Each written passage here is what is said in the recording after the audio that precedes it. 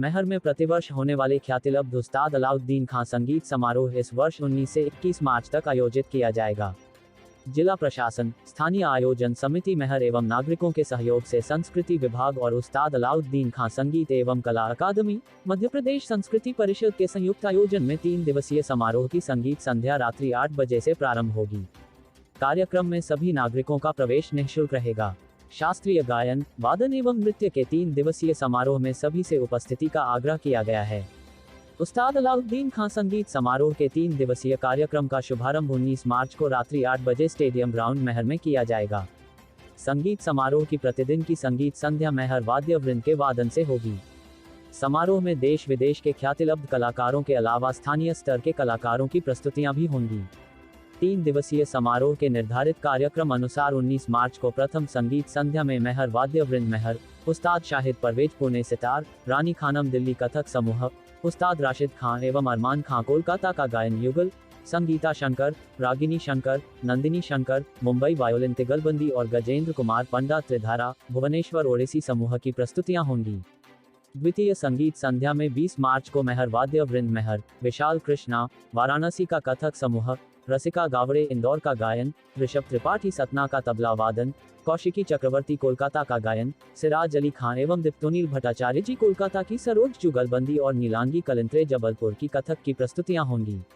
इसी प्रकार आखिरी और तीसरी संगीत संध्या में 21 मार्च को महर वाद्य वृंद महर, श्वेता वर्मा एवं ज्योति यामिनी लखनऊ का कथक युगल, शांभवी शुक्ला सागर का कथक समूह, विनोद मिश्रा सतना का गायन, राकेश चौरसिया मुंबई की बांसुरी, अमन जैन एवं समूह महर का गायन, द ग्लैम म्यूजिशियन एवं स्थानीय कला समूह महर के कार्यक्रम की प्रस्तुतियां होंगी।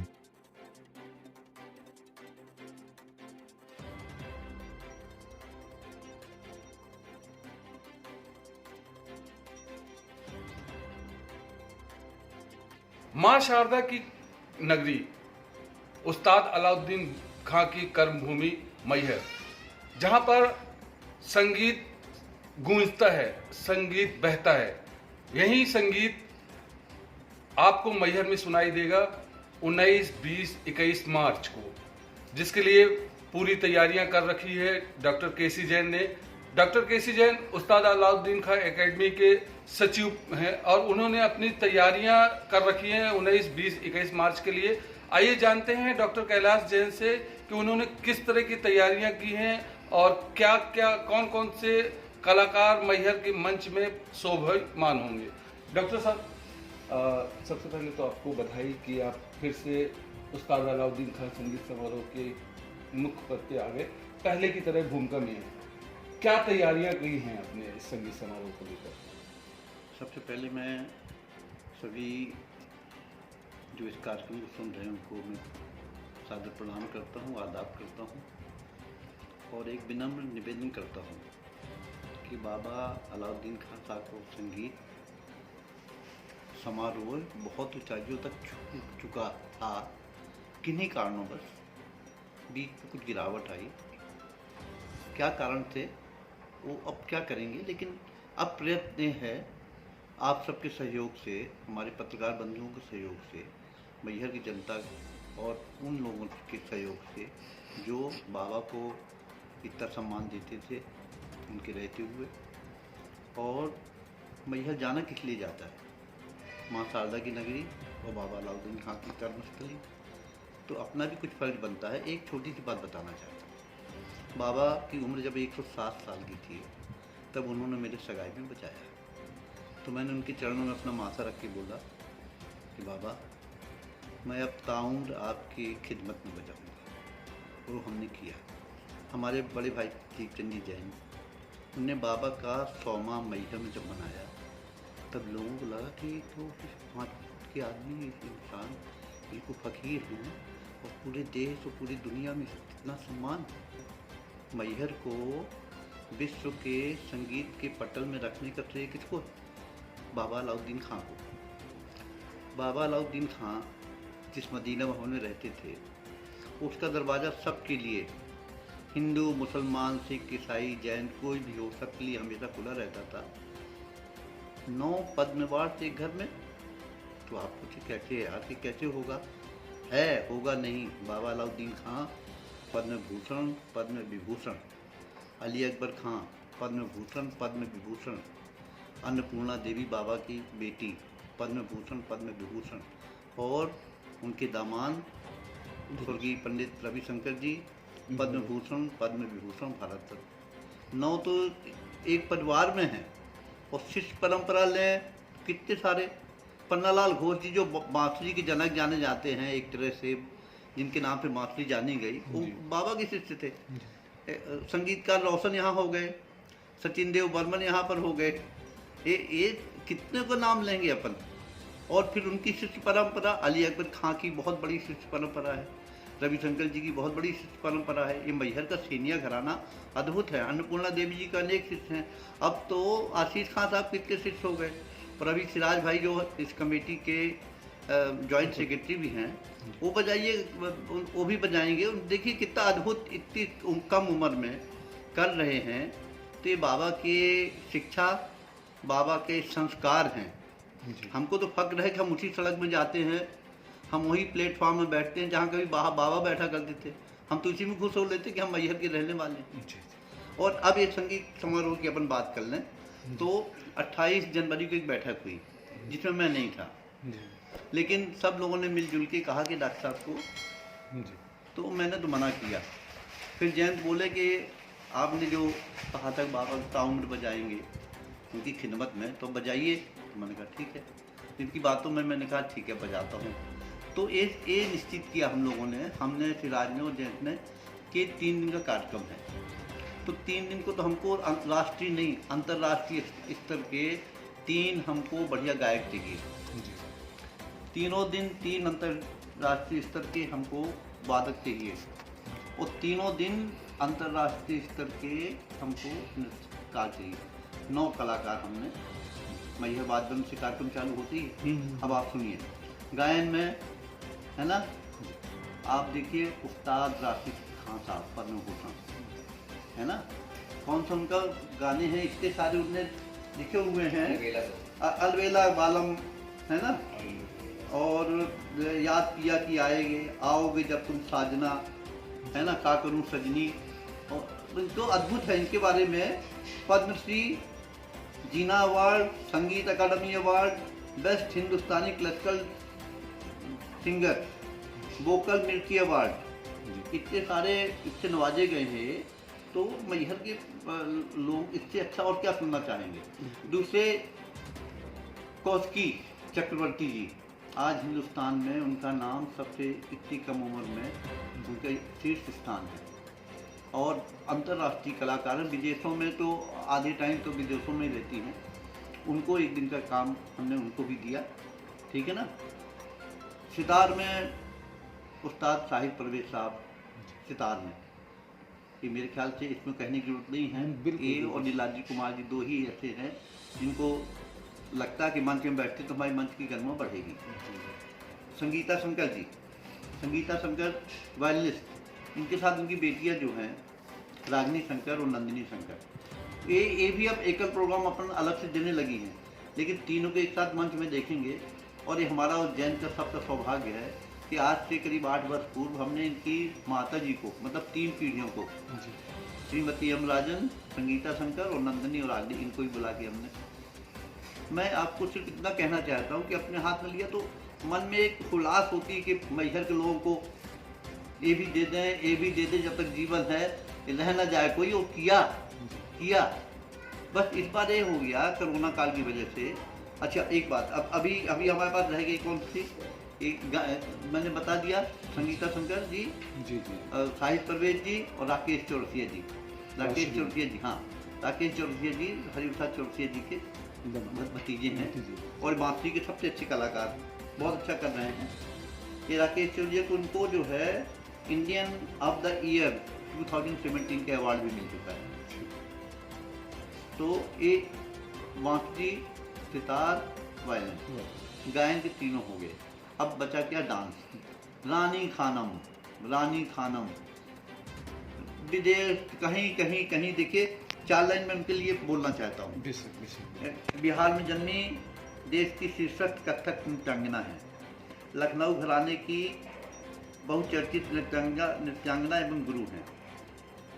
ये रेवा विद्यार्थी और पंडित बिरजू महाराज से सीखा है नृत्य इन्होंने। कथक के पारंपरिक नृत्य के साथ नई तकनीक भी ईजाद की है। दूरदर्शन की टॉप रेट हैं रानी खानम जी।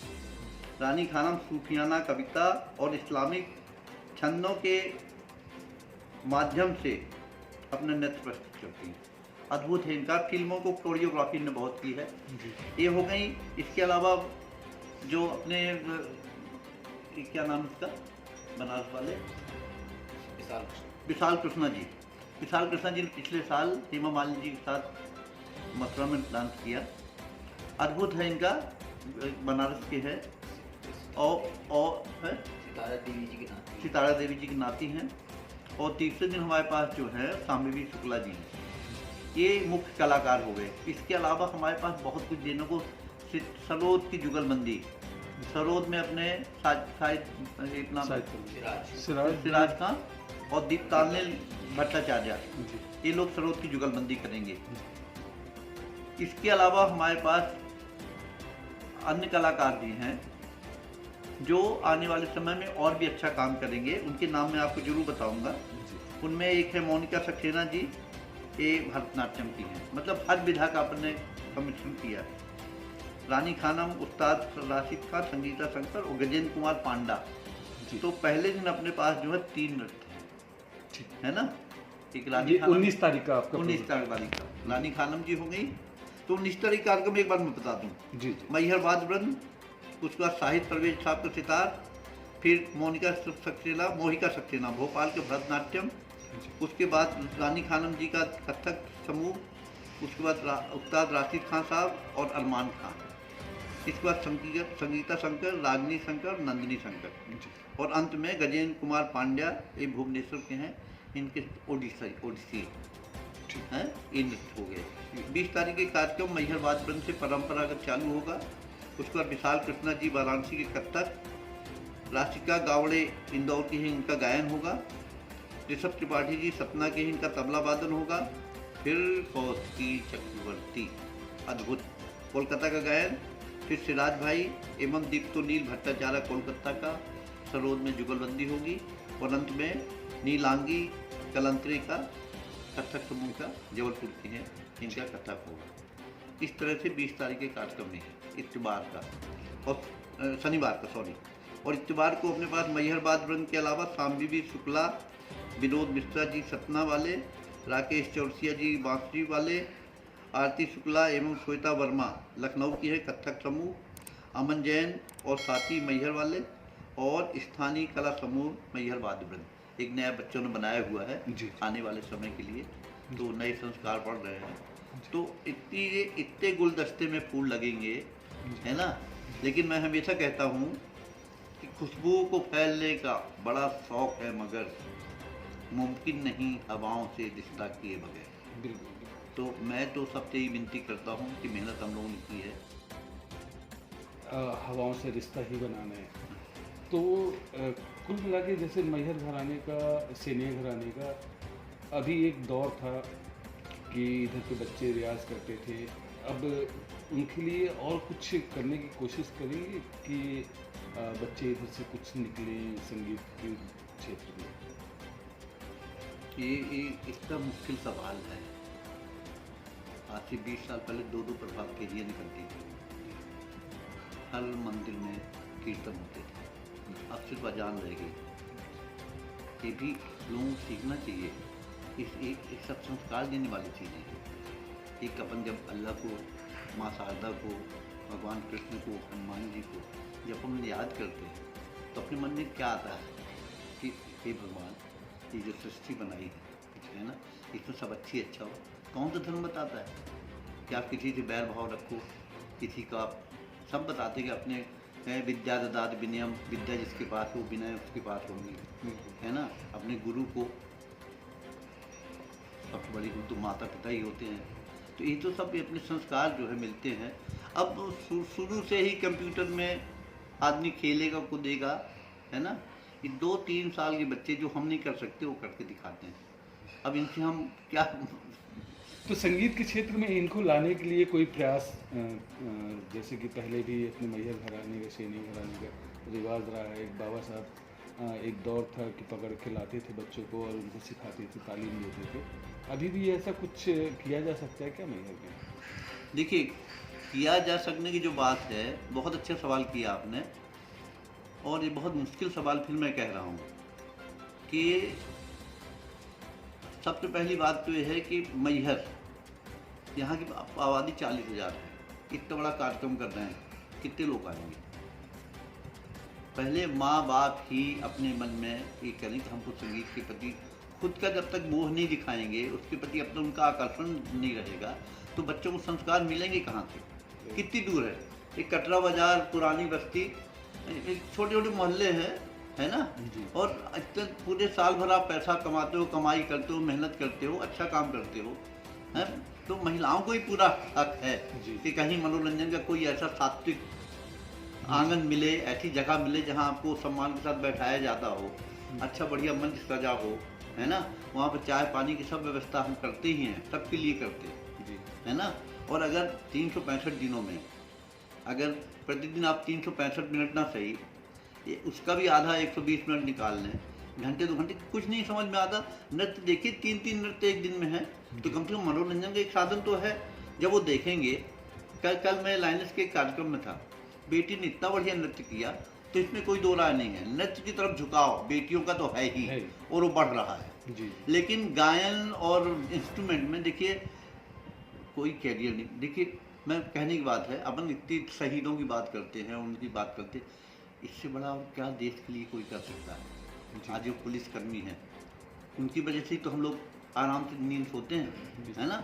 लेकिन आप बताइए, एक करोड़पति बता दीजिए, एक बड़ा आदमी बता दीजिए। ये मैहर सैनिक घराने में, बाबा घराने में 9 अवार्ड आए हैं। एक भारत रत्न भी स्वर्गीय श्री रविशंकर जी को मिला। तो क्या अपन एक प्रयास नहीं कर सकते हैं कि बाबा साहब को भी मरणोपरांत एक भारत रत्न की दिया जा सके? क्योंकि ये प्रयास लगातार कई वर्षों से चला आ रहा है, लेकिन हम सफल नहीं हो पा रहे। बाबा अलाउद्दीन खां का नाम इतना बड़ा है, और बाबा के नाम से एक पुरस्कार चालू कर दी, क्योंकि दूसरे फायदे भी हैं, उसके दूसरे फायदे भी हैं। ये who was the man of the match, match कौन जीता कौन हारा वो बाद में बात होती है ना? जब मैन ऑफ द सीरीज कौन था? बाबा के अवार्ड किसको कितना पैसा मिलना है, आज राशिद खान साहब कितना ले रहे हैं, कोच कौस्ती जी कितना ले रही है, ये इम्पोर्टेंट नहीं है। लेकिन जब लोग चर्चा करेंगे, भैया इस बार मालूम आपको पता नीलाद जी को मिला है बाबा अलाउद्दीन खां पुरस्कार, तो उसके पुरस्कार के नाम पर जो कलाकार हमसे 5 लाख मांगते हैं, उनका हम कहें भैया इस बार कम से कम हमको थोड़ा सा वो कर दो, वो कहेंगे इसके लिए तो जरूरत भी नहीं है, आप जो कहेंगे डॉक्टर साहब हम उतने में आ जाएंगे। लेकिन इतना बड़ा पुरस्कार, इसकी कोई अमूल्य है। अपने जीवन में लिखने के लिए कि इनको पुरस्कार मिल चुका है, बाबा अलाउद्दीन खां का पुरस्कार। तो भारत रत्न पहले भारत बाबा को मिले ना मिले, लेकिन ये पुरस्कार जो है, क्योंकि हमारे खुद का मानना है, भारत रत्न मिले ना मिले सब कोई फर्क इसलिए नहीं पड़ता कि इतनी ऊंचाई पर बाबा चले गए, है ना? और हमको उनको ईश्वर की तरफ मैहर के लोग मानते हैं उनको। और कलकत्ता में आप देखिए, बाबा के नाम को तो उनको संगीत का गुरु, संगीत का जनक, संगीत का अल्लाह कहा जाता है। तो बताइए ना, इसके लिए ठीक है। लेकिन आपका क्वेश्चन सवाल इतना बढ़िया है, हम चाहते हैं कि ये बात उठाई जाए और जरूर पुरस्कार चालू कर दिया जाए अगले साल से। तो उसके जो नाम, उसकी एक कमेटी बनती है, वो लोग चुनते हैं, तो उसमें एक होड़ लगेगी भाई, और जो आएगा उसको भले हम 2 लाख 1 रुपया दें, 3 लाख 1 रुपया दें, लेकिन 4-5 लाख तो हम वैसे भी दे रहे हैं लोगों को, है ना?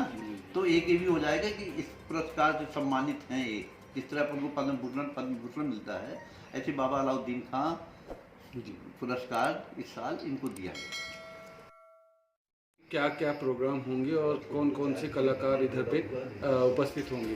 साथ ही उन्होंने बताया कि बाबा को भारत रत्न तो मिलना चाहिए, साथ ही उनके नाम में एक पुरस्कार का भी देने का एक इनका प्रस्ताव है, जो कि भारत सरकार को या फिर मध्य प्रदेश सरकार को सोचना चाहिए।